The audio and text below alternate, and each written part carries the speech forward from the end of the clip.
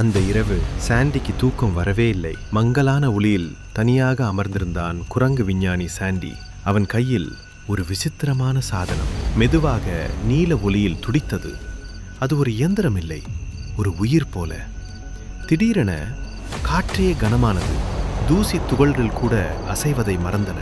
நேரம் நின்றது, உலகம் உறைந்தது. சாண்டி மட்டும் அதை உணர்ந்தான். அடுத்த கணம் நகரம் மாறியது. மக்கள், பழைய வாகனங்கள், ஒரு கடந்த காலம். காலங்கள் கலந்தன. அதே நகரம், ஆனால் இப்போது சிதைந்தது. வெறிச்சோடிய எதிர்காலம். சாண்டியின் கண்கள் விரிந்தன.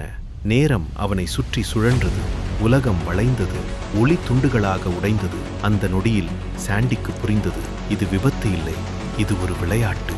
சாண்டி அதற்குள் சிக்கியவன். அவன் முன்னால் ஒரு ஒளி, ஒரு போர்ட்டல். அதன் அப்பால் என்ன இருக்கிறது சாண்டிக்கு தெரியாது. ஆனால் ஒன்று மட்டும் உறுதி, நாளை. நேரம் சாண்டியை எங்கே கொண்டு போகும்?